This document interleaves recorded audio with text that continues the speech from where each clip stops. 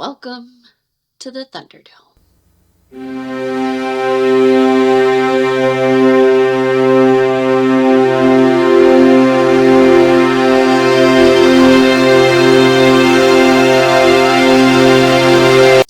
Hi guys, welcome to the studio sessions.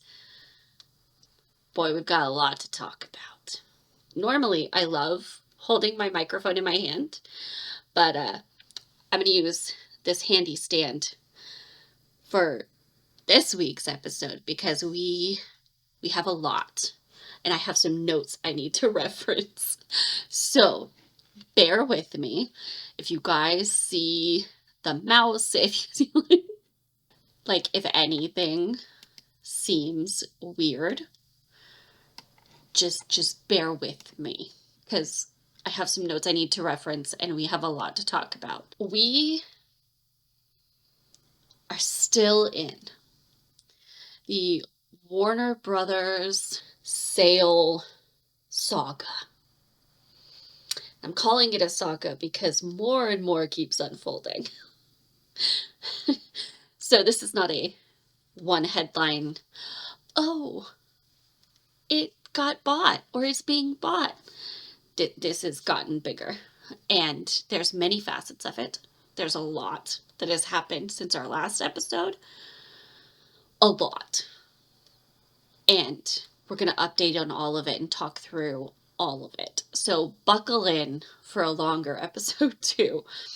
Grab some coffee, grab some snacks, whatever you would like, and we're going to get started. Before we get started, I would also like to remind you, if you've been enjoying the studio sessions, give this episode a like and make sure you're subscribed wherever you're listening, whether it's on YouTube or Spotify, and share it with somebody. Message the link to somebody that you know loves movies. Just share with anyone you feel would enjoy it, and make sure you have notifications on and are subscribed so that you know when the next episodes come out. Let's hop in. Welcome to the Warner Brothers Thunderdome. No, but really. The last updates I gave you was that Netflix, Comcast, and Paramount have all put in bids, right?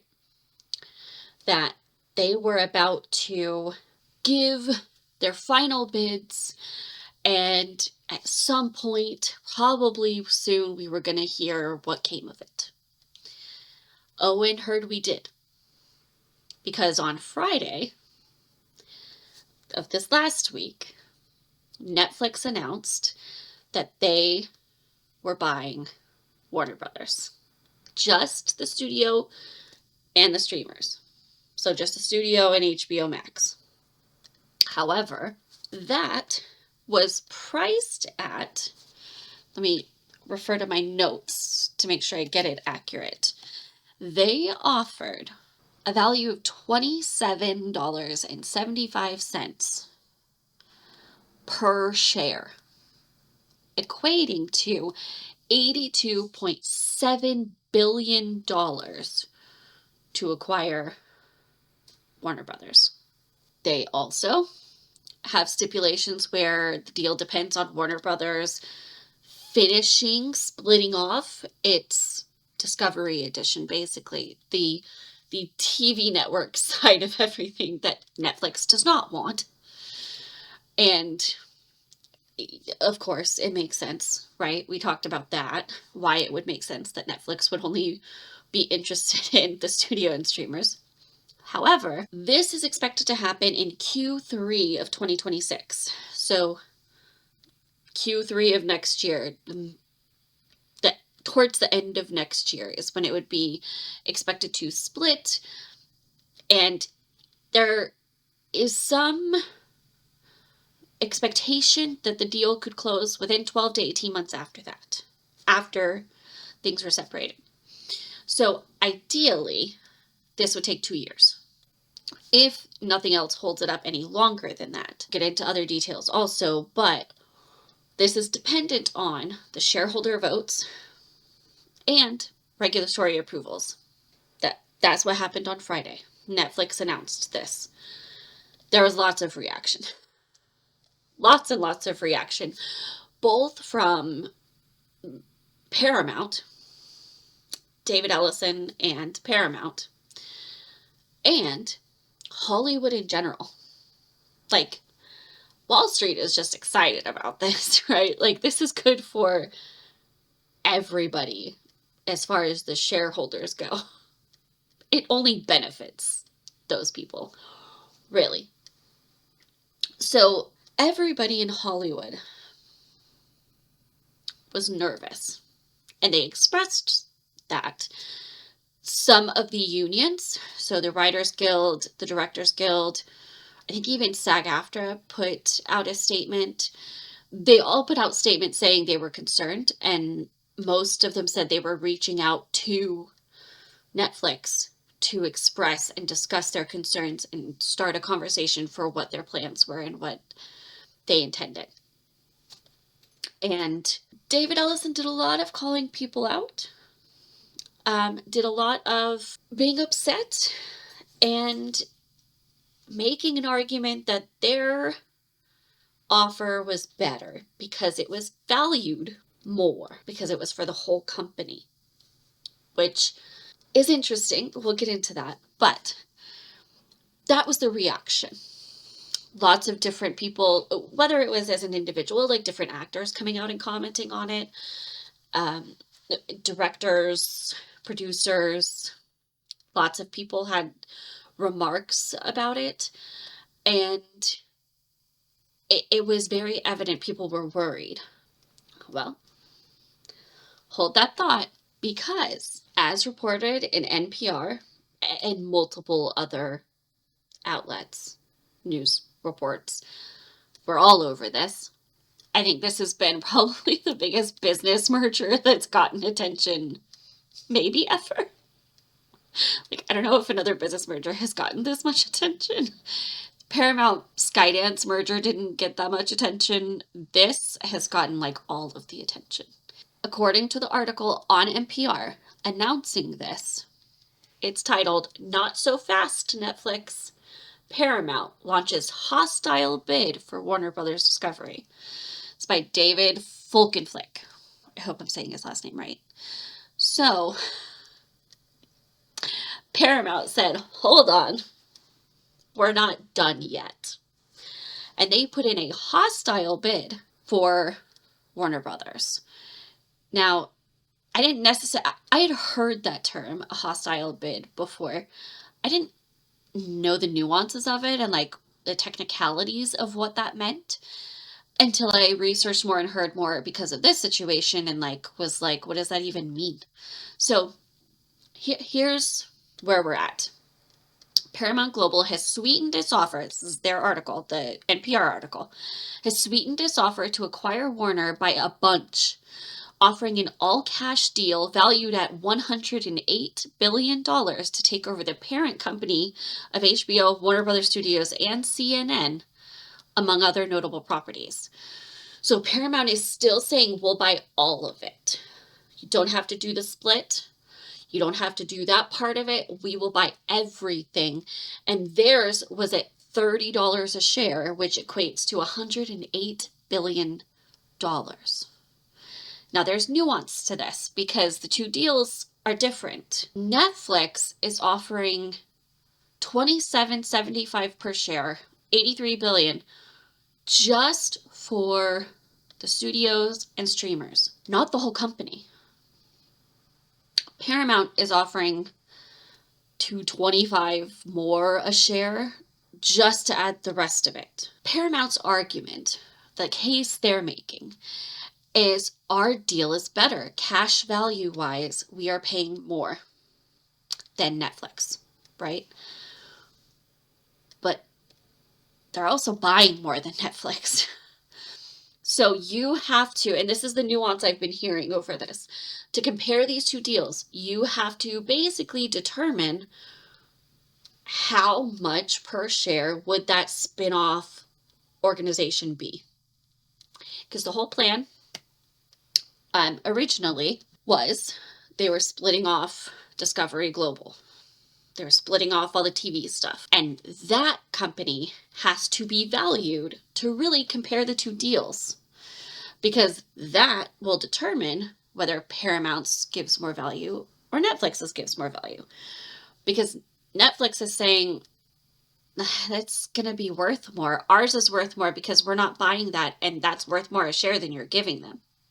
That difference, the $2.25, doesn't equate to what they believe that is worth. And Warner Brothers would probably argue the same thing. I would suspect they're going to say they value it higher. That's how they're justifying the value, right? That no, Paramount isn't giving you more value.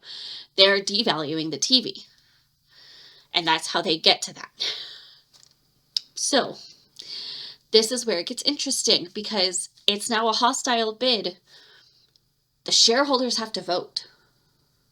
The shareholders have to decide whether they're going to go with Netflix bid, like they're contracted to do, right? Like they've already entered into contracts with Netflix to do this deal. They've already entered into a contract of exclusive discussions. So if the shareholders that vote go with Paramount, not only do they have to pay Netflix, I believe it's like $2.8 billion just because they broke that contract and went with a different company, they also have to have determined that the TV business isn't going to be more than $2.25 per share in value, which seems questionable to me. I don't know, but I have reservations that they're going to do that. I also think the way David Ellison is behaving might put some people off. He's obviously smart business-wise, and he's gone through, there's an argument for Paramount's gone through this type of merger before. You have to make sure you don't rub people the wrong way. And already a hostile bid when the shareholders aren't asking for it can feel a little rough, right? Like it can feel difficult to stomach. It's a hard place to be. Here's what we're waiting for. I know that there are some decisions that are going to be made because of Netflix needing to somehow decide to respond, whether it's we still feel our offer is strong and don't change anything at all, or they decide to change things in light of this. There's going to be a decision on that. There's going to be a decision on the shareholders and a vote. And so we got to see how that lands. I want to talk about the antitrust conversation in all of this, because there is some antitrust regulation concerns.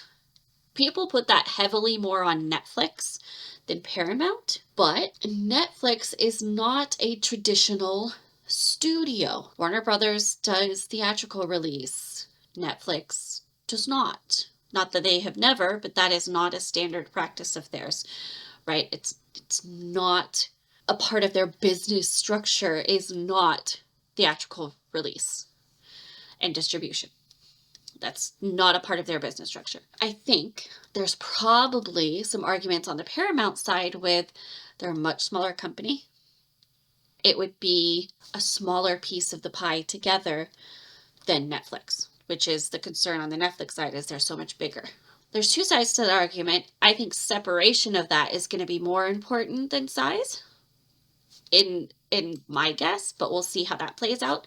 Because after we hear how all of these votes go and what pans forward, whoever does get the vote from the shareholders has to then make it through regulatory things. And if it's Netflix, they also have to pay I think it's $5.8 billion for the company to be split. I believe that's right. That is where we're at. After that, and after getting through the regulatory things, you kind of got to see how it pans out as far as how whoever does take over. I do still believe it'll be Netflix. My hunch is it will still be Netflix. I don't think the Paramount hostile bid is going to do anything. I really don't. I I just believe it's going to end up being Netflix.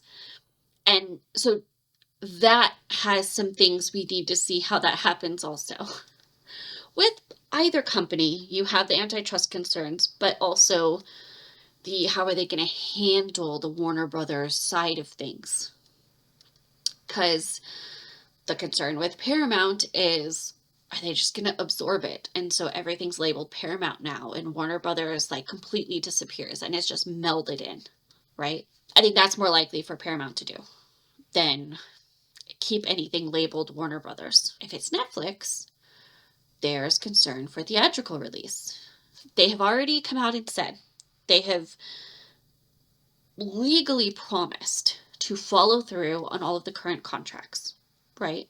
To distribute the films already contracted in the distribution laid out in the contract, with the distribution windows in theaters that are already labeled on the contract.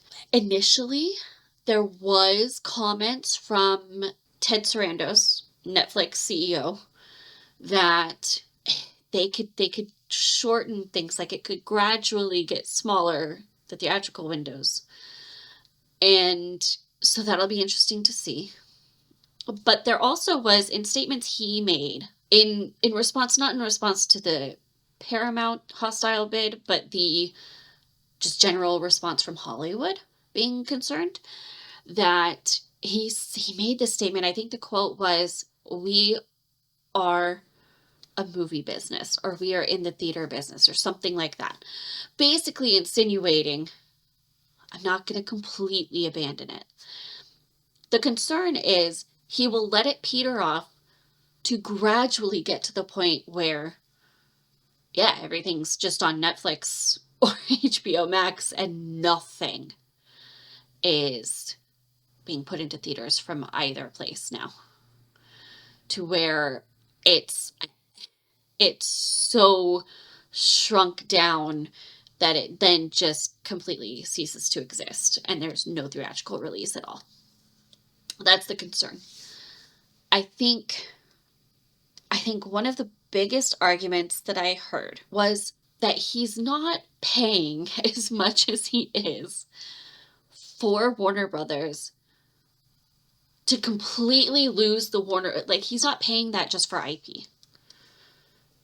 And I hadn't completely thought about it this way, I guess.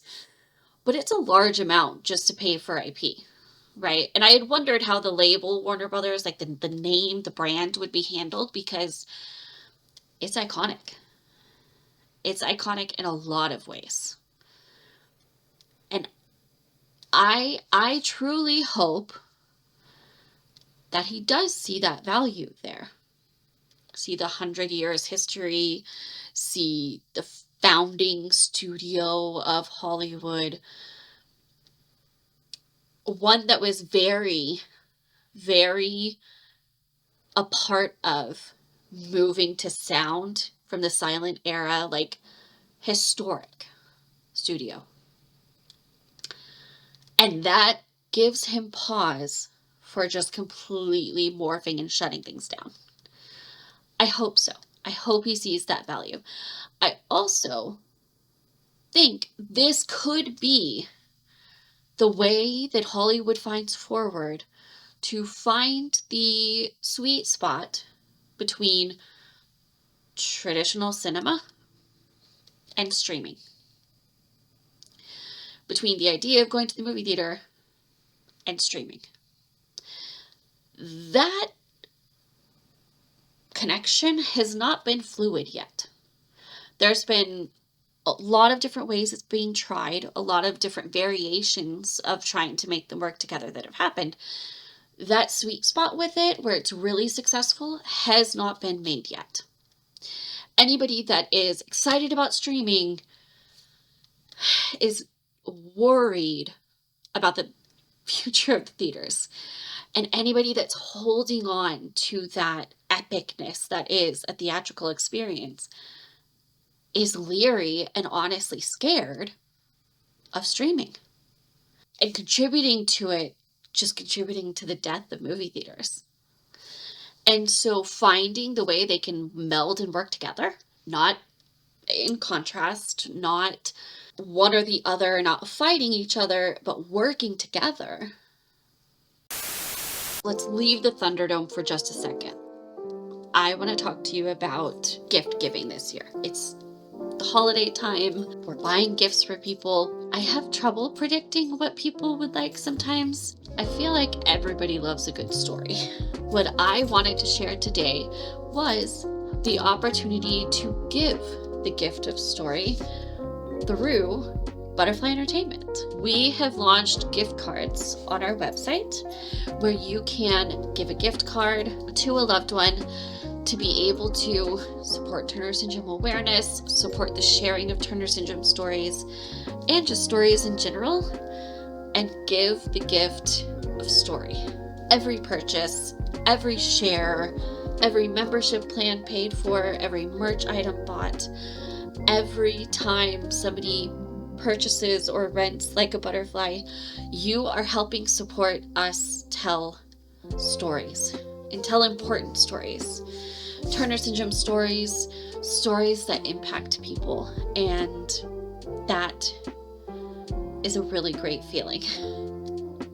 And we really appreciate that support. So, if you would like to give that gift of story for Christmas this year, find the link in the show notes and head to our website, and you can purchase a membership, purchase the film, purchase merch, or purchase a gift card to give the gift of story and support our work telling those stories. And now, back to the Thunderdome.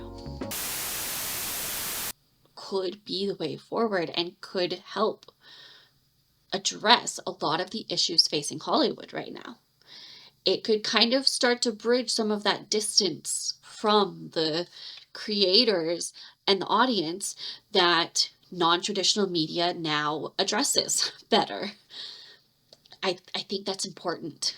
And I think that that is not a small thing to look at when talking about this merger and who's going to end up with Warner Brothers in this situation, because that could decide a lot. And I think that's why this is getting so much attention. It's getting so much more attention than I think any other business merger ever has, to be honest. I think that's for good reason. And I think this is important. I personally, you guys know I love movie theaters. I'm going to be biased to that. I will always have that love of that and that desire to not have that go away. Whether I do take advantage of being able to stream at home often or not, I don't want movie theaters to die. I still feel like there's so much value in that. And I'm always going to feel that way. But you also can't be blind to the shift that has happened with technology. And that's not a bad thing. You know, I read, and I'm actually re-listening to the audiobook version of Bob Iger, who's the Disney CEO, his memoir, The Ride of a Lifetime. And I was actually just listening to a part of it where he says the lesson he learned while at ABC, before Disney bought ABC, was innovate or die. And it just seemed like so timely to hear while also hearing about everything happening with Warner Brothers, because I feel like this is another moment for that. Like, you need to make that decision. Do you innovate or do you die? And this will be a turning point in that discussion. Netflix is way more innovate than Paramount. Netflix has been at the forefront of technology this whole time, right? They did the streaming. They did the at-home experiences. They have consistently adjusted. And I don't know that I can say the same for Paramount. And David Ellison buying Paramount, I don't think it's really done anything to change that. So Yeah, I don't know. Weirdly, after seeing Paramount's hostile bid, after hearing a lot of the discussions on different platforms I've been listening to discuss this, I am actually getting more and more on Netflix's side, which I did not expect to get to. I mean, you guys know at the beginning of this whole saga, I was very much scared Netflix was going to get it. I was so scared of what that would mean. I was very dire in that. And now I'm a little less so. It's not to say there's not concerns. Those concerns I had have not gone away. I do still have those concerns. Ted Sarandos has talked so badly about movie theaters for so long and just devalued them for so long. I think that's hard to get out of my head, but I hope he really has seen the light in some ways and it's like, oh, well, if it was Warner Brothers, maybe that's a different discussion because a lot of people have also made the point Netflix always has that line about like, oh, we build, we don't buy, right?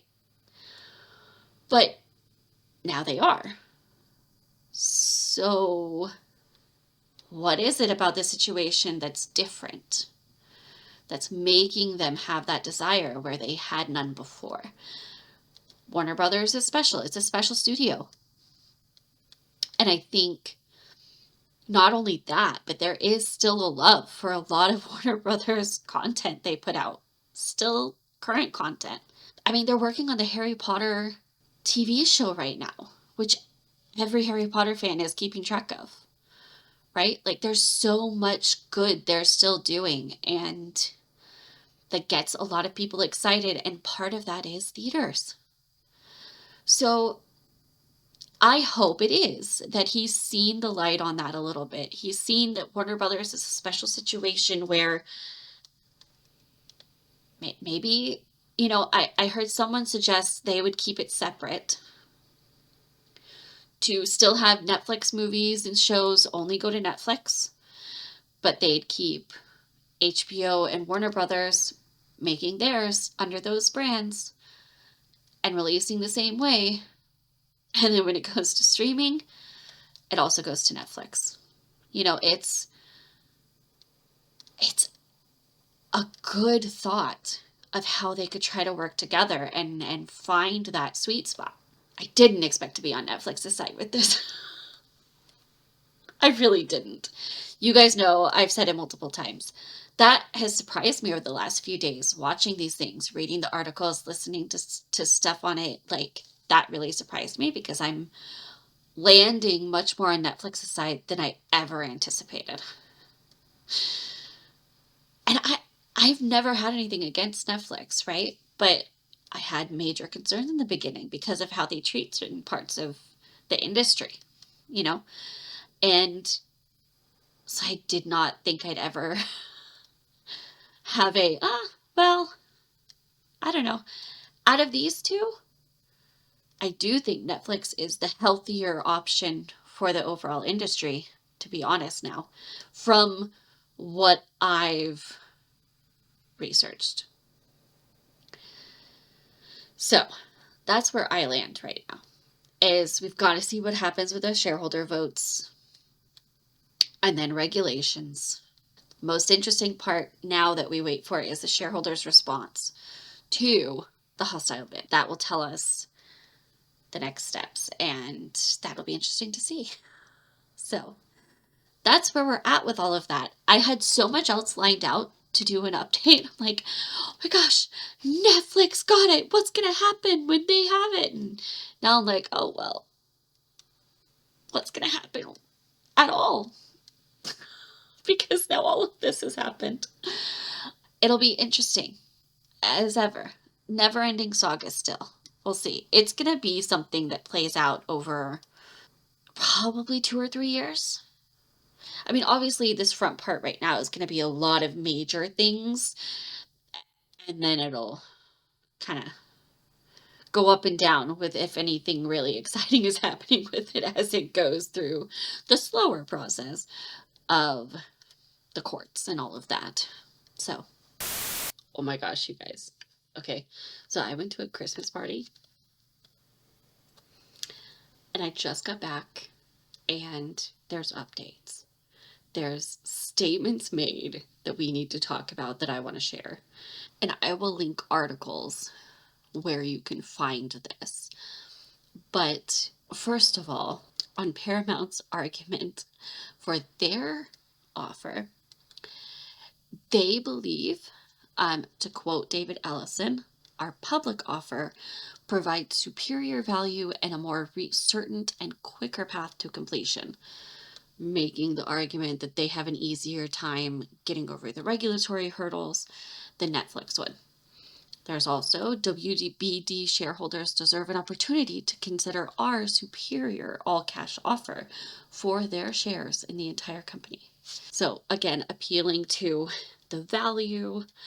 I think he's also saying their offers for the entire company and the shareholders have shares in the entire company. He also said, we believe our offer will create a stronger Hollywood. It is in the best interests of the creative community, consumers, and the movie theater industry. So he's really leaning into Hollywood's concerns with Netflix and movie theaters and that whole aspect of this conversation with Netflix. So then Netflix has responded. Tits Randos has responded. They claim today's move was entirely expected and we have a deal done and we are incredibly happy with the deal. So it doesn't make me think they're going to change it, but we'll see. So then there was a whole part about, he said, we're super confident we're going to get it across the line, meaning not only does he think their offer is going to be the one that the shareholders go with, but also there's not going to be any regulatory stops. And we think it's great for our shareholders. It's great for consumers. We think it's a great way to create and protect jobs in the entertainment industry. I also, and I can't find an exact quote from it, but I will link the YouTube video of the podcast episode I was listening to that was talking about it. It is the John Campea show. I found it while I was looking for information on the Warner Brothers deal. And he talks about that Ted Sarandos, or is it the other CEO? There's co-CEOs of Netflix. It was either Ted Sarandos or the other CEO, which I honestly don't remember the other CEO's name. I just hear Ted Sarandos getting talked about all the time for Netflix. I don't really hear the name of the other guy very much, or as much, if I'm honest. But there was this quote saying they got Warner Brothers to be in the movie theater business. So I think that kind of leans into the theory that this is a way they are expanding their business structure and can include all of the benefits that a theatrical release gives movies without compromising Netflix's values, where they truly find value in the at-home streaming experience, right? If they have Warner Brothers doing all of that, who's traditionally done that, who does it well, who has 100 years history doing it, right? Like, they let them do that and then pipeline it to Netflix. Netflix can still do what they do. So you have two sides of it doing each what they do best.